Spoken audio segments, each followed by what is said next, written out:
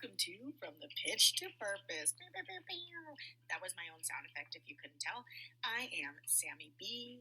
My government name is Samantha Brand. I also go by Sam, Sammy, Samo, Schmo, Bubba, Samwise Gamgee. I've been called a professional soccer player. I've most recently started writing, so I've been an author, published author. Whoop, whoop. I have been called a speaker. I have been called a poet. I have been called gorgeous, mostly by my mom. But my favorite name is Mom. All of these titles are me. They're parts of me. But my least favorite name is Widow. That is one of the transitions you're going to hear about in this podcast. This podcast is called From the Pitch to Purpose, and it's just going to be about every life transition that my family and friends go through. These are going to be people just like you and me, not celebrities, well, there might be some. We're hoping Oprah just responds to my Instagram live. But anyways, some other things we talk about are going to be hard to listen to. If you need to take a break and listen to it later, make sure you're in a good headspace, do that. But honestly, I cannot wait to share my favorite people with you. Welcome to From the Pitch to Purpose.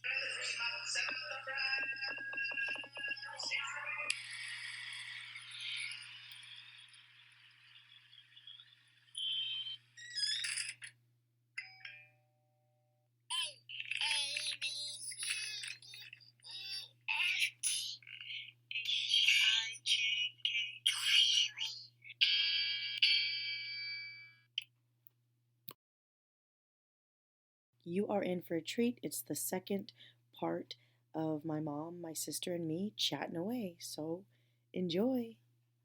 It's pretty awesome.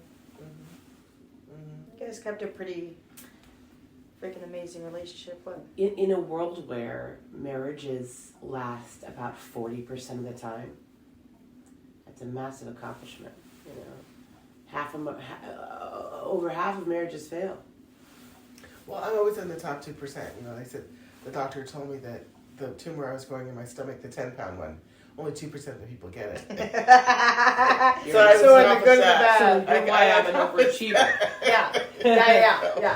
We're unpacking the overachiever in us right now. Yeah. So I'm always on the top 2%. So people's marriages stay till the end.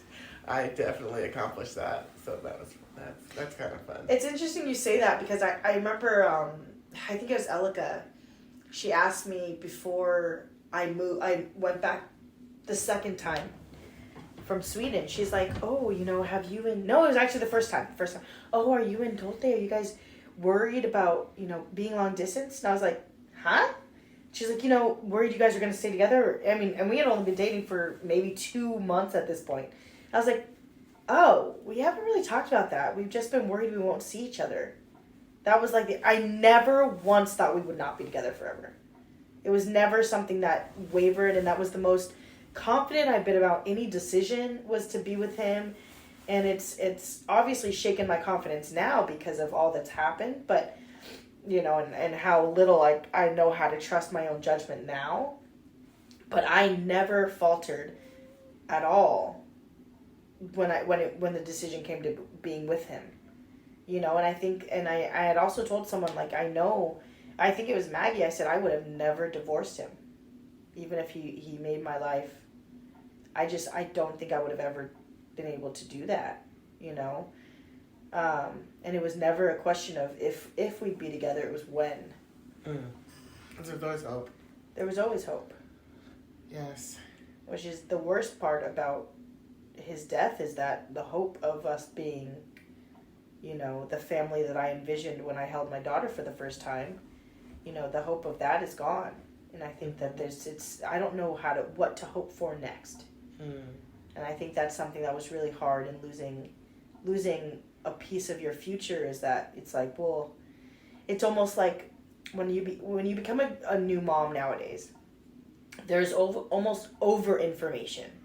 The Google, the apps, all this stuff, it's almost too much. And that's kind of how I felt in the last year and a half, where I've been trying to, buckle down and find a lane that I'm good in. For the reasons we've said tonight, we are good at a lot of things. You have given us a lot of talents. We can do a lot of things. So buckling down has been really hard. And it's been really hard because there's so many decisions that I can be essentially anything I want to be, you know. But starting over with a new dream at the state I'm in, at the fragility that I am as like a person in a way, I mean, and also having to juggle, you know, being a mom, which I've never been before, you know. It's been really interesting. And so I don't actually celebrate my small wins. And I think it's because I'll have a goal. I'll keep it kind of hidden from everyone.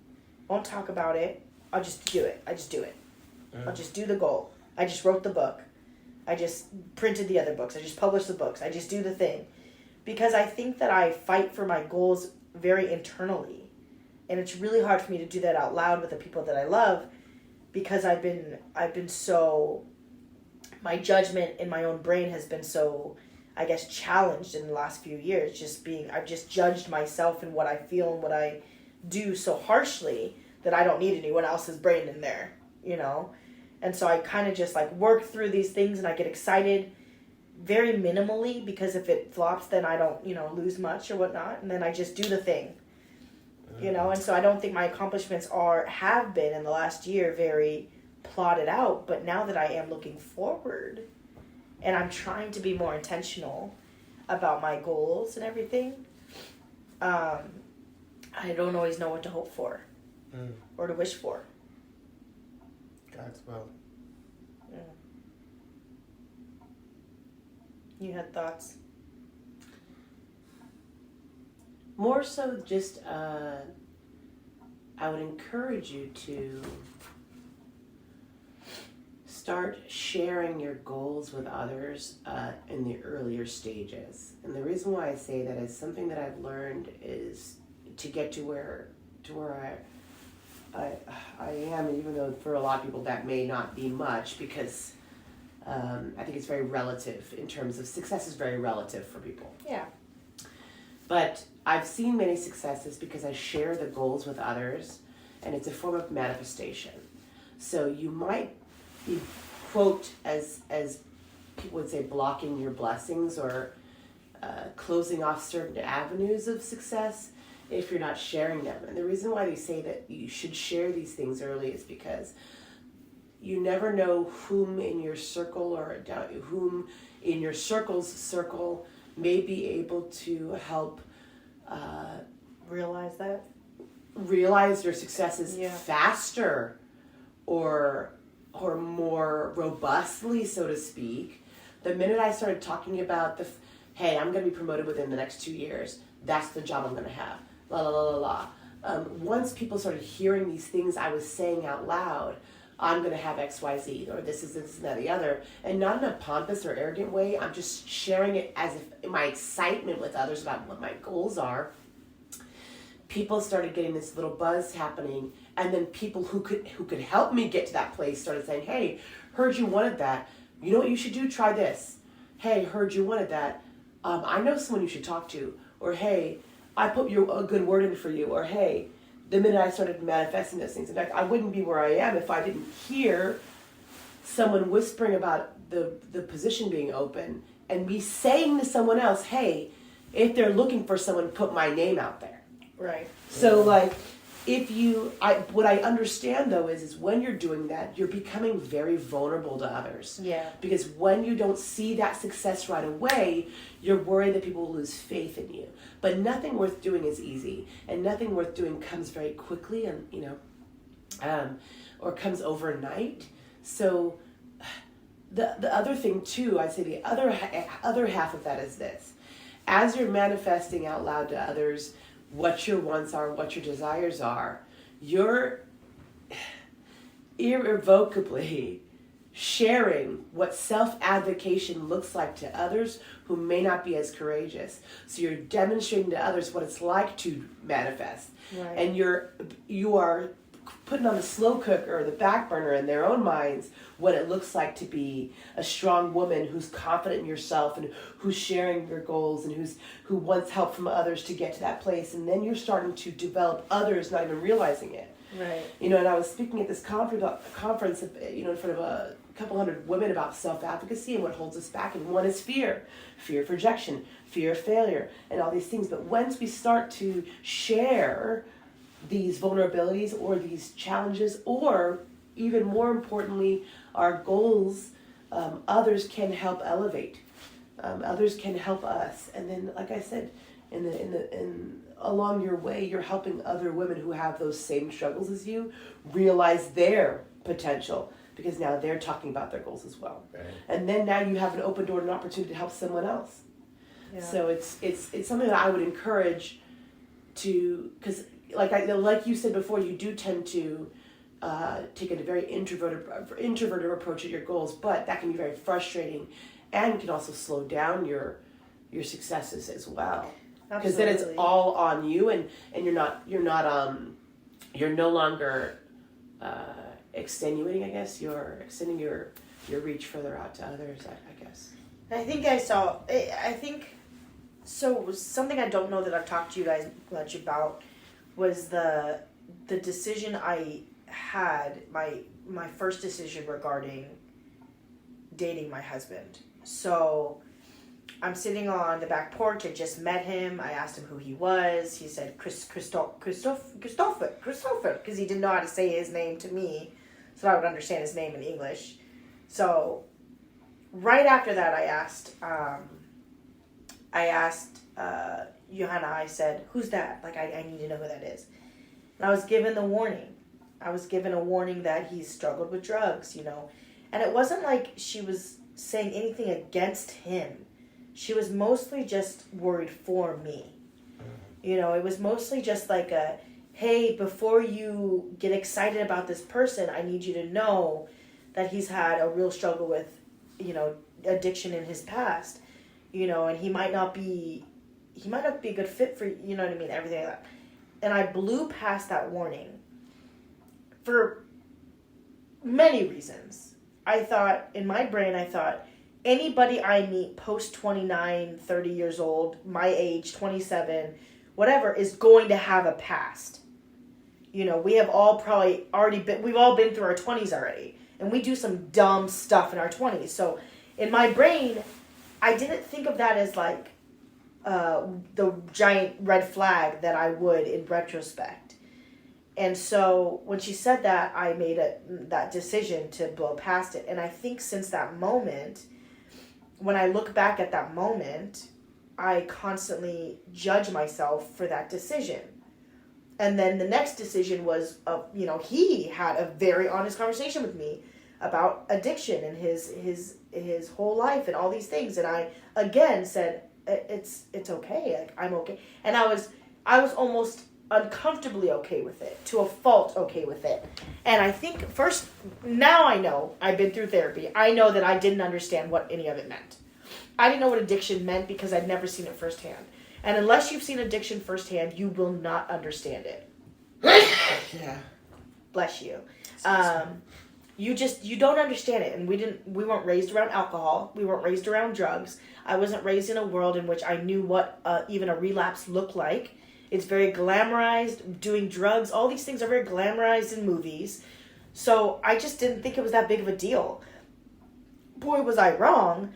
But at the same time, I constantly judge myself for those decisions back then. So starting from a place where I have zero faith in my own ability to make a big decision, I have been recovering from that for the last 3 years.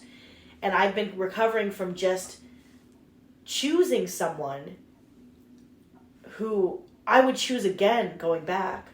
But it doesn't change the fact that I chose someone who inevitably hurt me so deeply.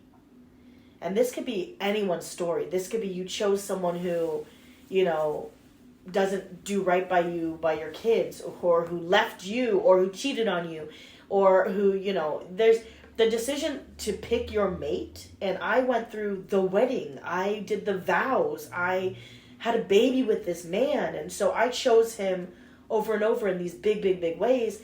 And when it came down to his last week of life, he verbalized to me he could not choose me over his addiction. And so when you're told that, and when you're told that, like, you decided, on this, and then you're not worth a big life change and all these things. Like, I have really been crawling out of that hole for the last 3 years of, first off, not thinking I'm shit. Like, I just don't think much of myself, because if I were as amazing as I, believed myself to be, he would have chose me over his addiction, which is a bald-faced lie. Chemically in his brain, he just couldn't do it. And second, I chose a man who ended up doing this to me in my life, so my judgment is now, it doesn't hold any water. When you know me from the second I was born, had good judgment, and all this to say, yes, like, my life was supposed to go this direction. I was supposed to marry him and love him and give him a beautiful last 5 years of his life, more than he would have ever had. But I'm left with all these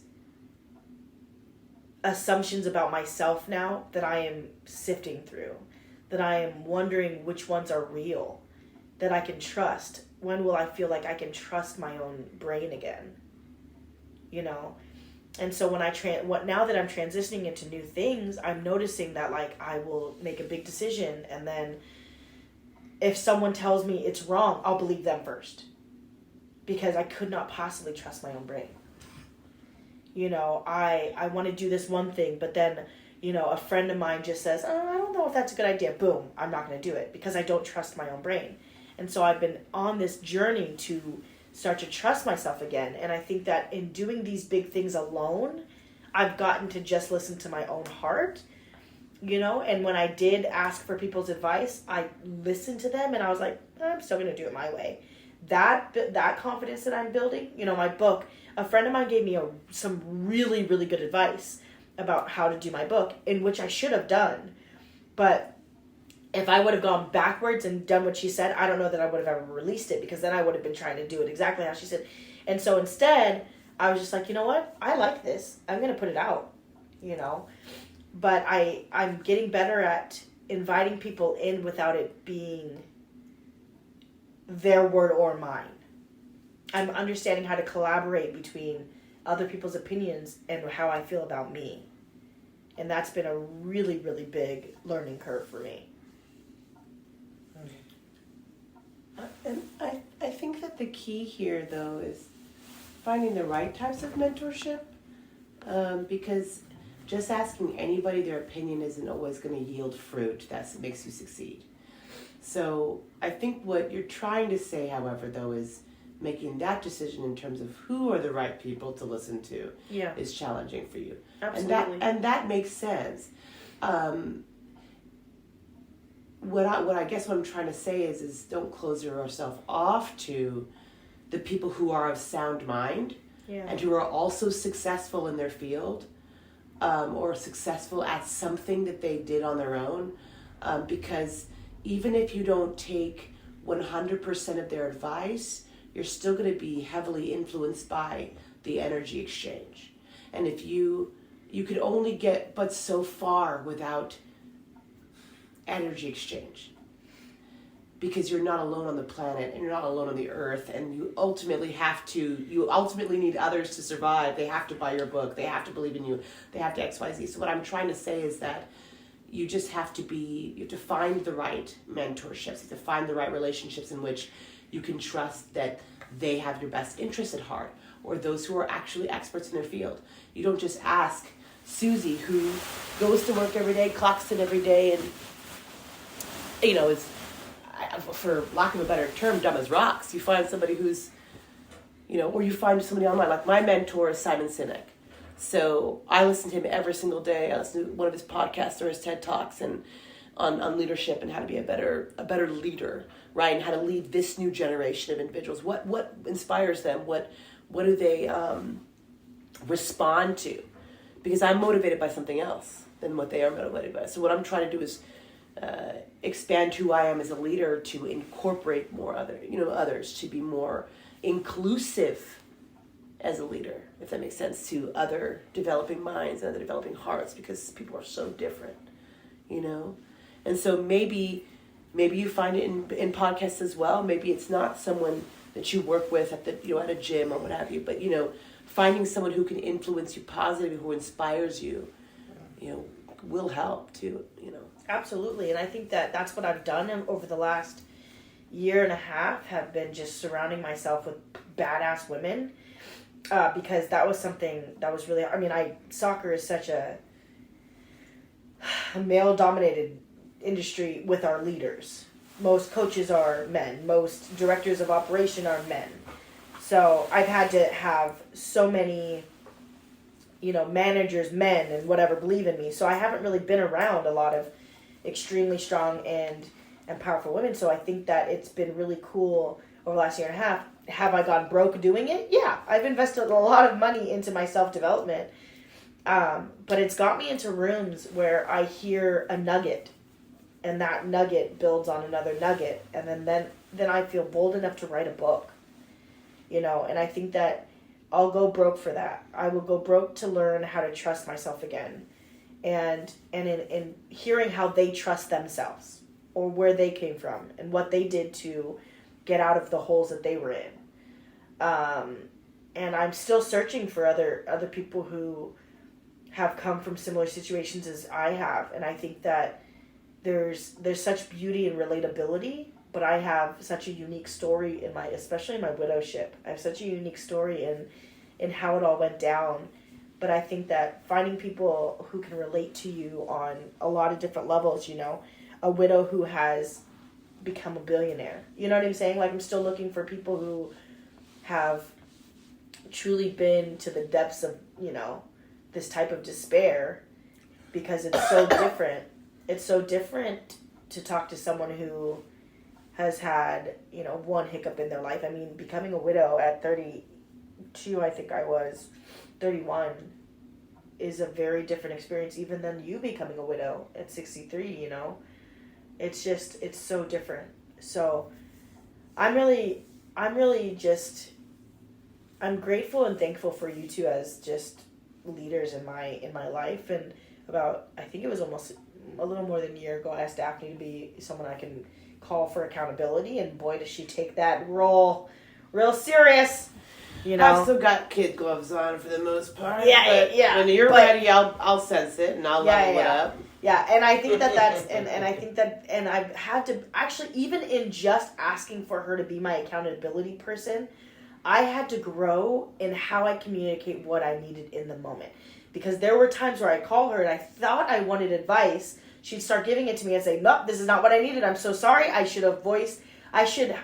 Learning what I need from an accountability person, and not just being like, hold me accountable." It has been so important for me.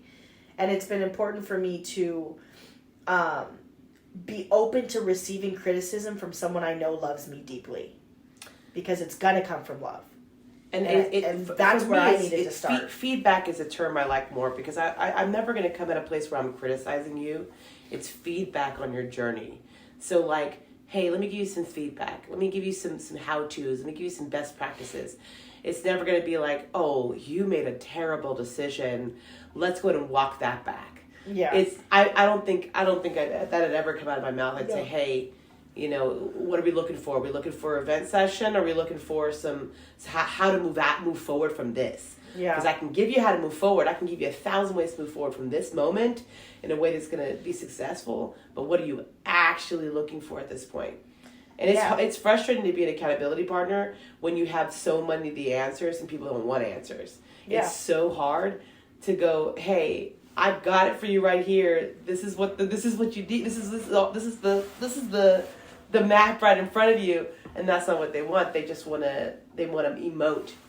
Well, I think also there's times where I know the answer, and then it'll come at the end of my venting session. And I think that that's something that's really hard for people like us who know how to fix quickly.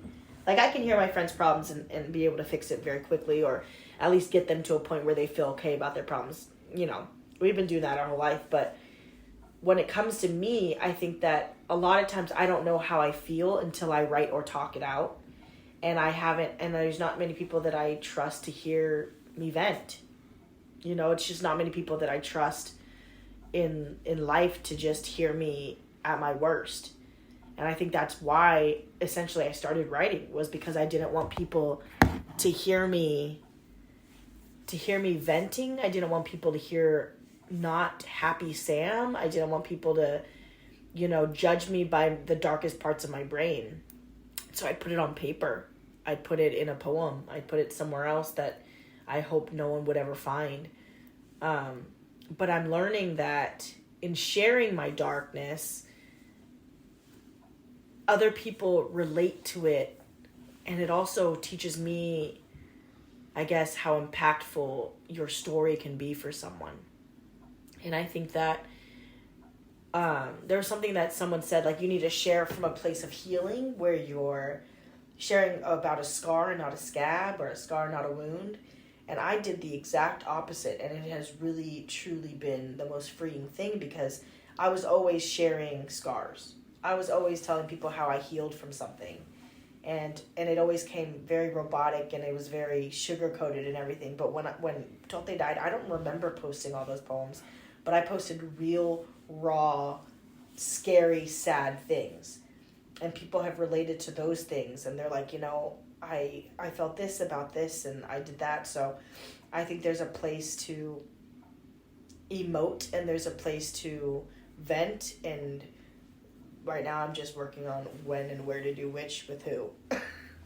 Well, I think if there's anything that I've learned about this new generation upcoming is that, like, it's okay to not be okay, to feel whatever you're feeling, or however it manifests itself, I guess. Not how it was when we were little. And like, but musicians emote that feeling all the time. You see musicians talk about what they're feeling, not just in a past tense sense, but plenty of musicians talk about the present and what they're currently in, the garbage, the swallow, the being swallowed in the depths of depression. Artists do it all the time. So to think that it's something that is, what's the word I'm looking for, taboo to talk about the present, when talking about it is what the freeing aspect of it. It's what puts a face to a feeling, and what helps remove it from your system. Absolutely. So I don't think it's unhealthy to be not okay. What I think is unhealthy is to... You mean like Olivia Rodrigo saying that you're a vampire?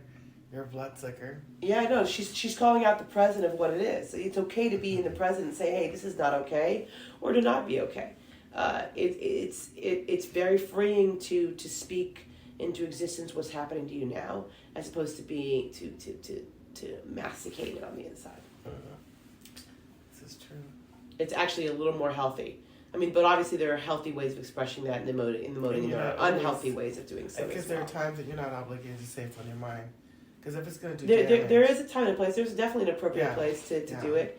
Like I tell all the people that I work with all the time that they're really young, and they emote in public, and they express themselves at the job, on the clock, in front of people and guests. And I always say, there's a time and a place. Let's go somewhere private to talk, because this visualization of what's happening on the inside isn't appropriate to be happening, But it's okay that you're feeling this way. Let's just find a healthy way to resolve this. Well, yeah, I think that I had a conversation with Dad, and I told him that I got to thank him. I got to thank him for giving me other vices outside of what so many people turn to when they're as sad as we were, I got to tell him that I was appreciative that he gave away his drinking as his vice, because then it taught me that that's not what I needed to do. And I think that you guys you used to just go and watch, hide in your room and watch murder mystery shows, and that was how, or Mahjong, you did those types of things to escape your brain, and you turned to art in that way. And Dad turned to music. He would just play his guitar. He'd just play. And I remember, what was the song I used to play on my trumpet every time I was sad? Dun, dun, dun, dun, dun, dun, dun, dun. You played something else. Well, that was when in elementary. Then I feel better. Yeah, you just play that. I can remember the tune. After high school, I started playing the trumpet solo that Dad would not give and me. he's like, she didn't get let it go. Because he gave it to Spencer Clark instead of me, and so I played that when I was sad instead. But you guys gave us outlets, you know. We got to do all those things, and I think that was important for me, and I think that I wouldn't have gotten through any of this without those other vices, because I just know so many people who have to turn to smoking, drinking, just to numb all that pain, you know. I don't even think it numbs it. I don't understand what alcohol does or drugs do. I think it numbs you. Yeah. Well, you wouldn't know because you've never been drunk, but it numbs you. No. But it numbs you from what though? Like numbs you. I mean, it numbs you in a way that just stuns. It almost puts a pause button on your pain for a sec. Drinking or alcohol or drugs. I disagree wholeheartedly. No, I said I never. I don't. It doesn't do that for me. No, I said I don't understand it. I never understood it. I think, in fact, for a lot of people, alcohol brings to light a lot of pain, or relaxes the impulse to not confront those things. Like, there's a lot of chatter going around about hallucinogenics and their ability to tap into people's the mind in a way that helps them to redevelop ways to deal with their emotional responses. So those people with really unhealthy automatic responses to things, there's some chatter going around the medical industry about people being healed by certain things, right?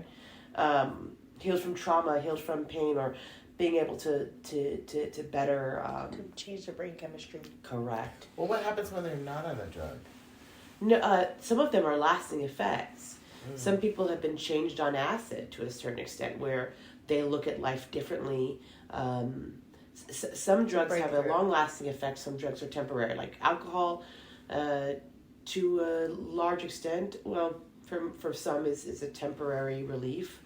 There is a functionality behind it. For some, alcohol loosens one's inhibitions. It doesn't necessarily numb them. It loosens their inhibitions to be more relaxed in social situations. For some, cannabis either cures anxiety or depression or bipolar, not cures, but helps alleviate for some symptoms. Certain symptoms. I was watching a video of a patient who had these tremors. He had Tourette's? No, it was what's the one? The Parkinson's. He was able to function and talk and rest and sit without convulsing. Like, we're talking about, there is a time and a place for everything, but everything in moderation. And that's what I'm saying is that Dad, he had drinking issues before you met, and he gave up that to have a family with you. And I think that story both ignites my love for him and makes me feel horrid at the same time, because my husband couldn't do the same. But I think because Dad did that, when my husband couldn't, I was able to handle it. Because I didn't have to turn to drugs, alcohol. I didn't see that. That wasn't what's the word? An option? It wasn't modeled for me. What was modeled for me was you would go and play Mahjong on the computer. You would decompress watching, Murder, She Wrote. He would play his instruments. He would talk with you. He would, those were the things I saw when you guys were upset, He would bake bread. He would bake bread. He would do other something. habits in place. Yeah, or he would pop an Altoid. Like, he had other vices, and he showed me, he modeled for me that you didn't have to have an alcoholic beverage to make your day better at the end of the day. You guys used to just sit, we'd sit in the living room and watch, all these shows together and those kinds of, so what I'm saying is, even though my husband couldn't do what Dad did, because Dad showed me those things, I was able to have other vices and other outlets for my pain. And I was raised to be both creative and athletic, and I think my creativity saved my life. Athleticism truly saved my adolescence. It was the only place, the soccer field was the only place I felt value ever in my life. As a brown child being raised in a white school, I just never felt value in my skin unless I was in cleats. And it saved my adolescence, and now my creative side is saving my adulthood. And I think that's, something I've always bragged about you guys is how you guys gave us so many options with what we can do with our heart and what we can love and what we could explore. But I wanted to know, Daphne, do you have a favorite quote? Yeah. Being a leader is not about being in charge. It's about taking care of those who are in your charge. Ooh. Simon Sinek. What about you, Mama? I don't have a favorite quote. What's a phrase you've always told us, though? Growing up. What's something Mom has always said to us? Evil communication corrupts the best of manners. Yeah. You're not obligated to say what's on your mind. I'd say that part. You are not always obligated to say what's on your mind, I think is one of the most powerful quotes. Most powerful quotes that to us. People these days can learn a lot from. Yeah. People are constantly verbally vomiting online because they feel this protection of the internet, this protection of being on the other side of a screen and not in front of another human being. So this is where cancel culture comes from, is the idea of like a bunch of bullies getting together and just verbally vomiting online to get someone's life to be ruined. And I think that's on a whole other subject, just a really unhealthy way of holding people accountable. I think that accountability needs to be present, but I also think that it's very much a bully culture. Yeah. And like Mom says, you're not obligated to say what's in your mind is exactly right. Yes, freedom of speech, yes, all these things, but I think we should be cognizant of other humans and cognizant of what our words are, the impact of our words, and that understand that our words carry weight and power for years to come. So one thing that you could say online could damage another human being for years. That's true. One thing you could say to someone's face in person could damage that human being for years. And I think that's one of Mom's most powerful quotes was just like, you're just not obligated to. She always says something like, if it's, it's not just about if you don't have something nice to say, don't say it at all. It's about, that's not what it is. Because you can say things that are not nice, but in an impactful way to help someone. It's really just about... I used to say eat more fruit, because the fruits of the Spirit are love, joy, peace, patience, kindness, goodness, faithfulness, gentleness, and self-control. So sometimes I tell Dad, you need to eat some more fruit. Yeah. We need to have a fruit-filled diet. No, as one of my favorite poems I've ever written is called Young Minds, and it's about how a friend of mine's dad was drunk around us, Danielle Borman. Her dad looked at me and goes, "Oh yeah, no, that's not your dad. You must have had a black mailman." I was 13. Yeah. And that was one of those not obligated to say what's on your mind type things. Yeah, powerful, but a powerful moment. Powerful for me. A powerful microaggression that he wouldn't understand would still impact you 30 years later. Yeah. Absolutely. It's just like even what Mandy said to me about my house. Yep. That's why nobody comes in my house. That's why no one comes in your house. And you were what, my age when you heard that? Yes. We were living in the be my friend apartment. Powerful words. Powerful words. Powerful words. That I still regret to this day. Apology accepted that. That was Stephen Clark. I would say that to Stephen Clark. Say, apology accepted. No, my favorite quote is by Eleanor Roosevelt, and it's, "No one can make you feel inferior without your consent." Without your consent. And I used to actually write those words on my hand before I'd go into my college soccer meetings with my coach. I actually, at one point, was putting "God is bigger than Mark Carr" on my hand. I know.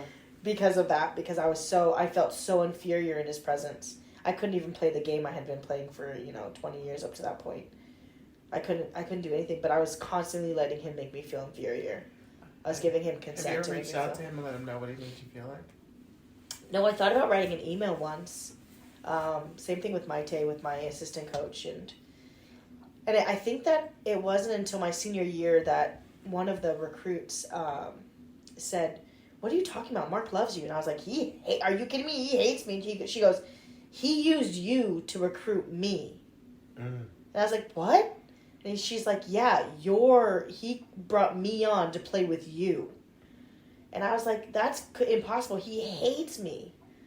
But I constantly let him make me feel inferior, and that's the only thing I saw every time I saw him. So maybe he was my biggest fan. Maybe I just missed all of those things. Maybe I never listened. Maybe I never heard any of the encouragement from him. No, he was also just an That's ass. Perception, though, too. It's all, yeah. Perception is reality. Yeah. Perception is the glasses that you wear He was unkind. on your face. He was And unkind. His wife was amazing, though. But again, you're in a sports field. I just want to say that, like, where men can be motivated by something else, like what you find as unkind, another athlete would find as motivational. I think so. It's very relative. Absolutely. And I think that you're motivated by something else.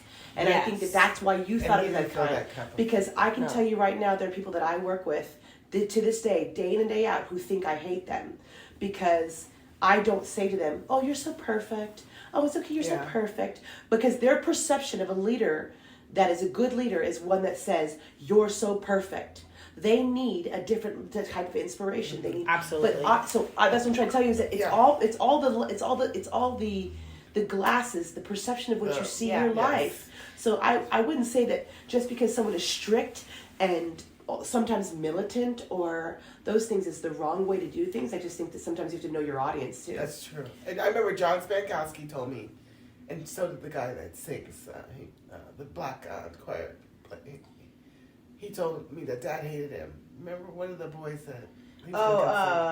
Drisden. One of the Drisden. So they both told me. So what I told Dad, he thinks you hate him. So Dad had to have a sit-down talk with him. They had to talk.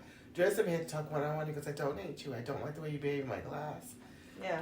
And once they had that talk, they became best friends. And once that Dad told John, "Of course you're one of the most talented students I've ever had."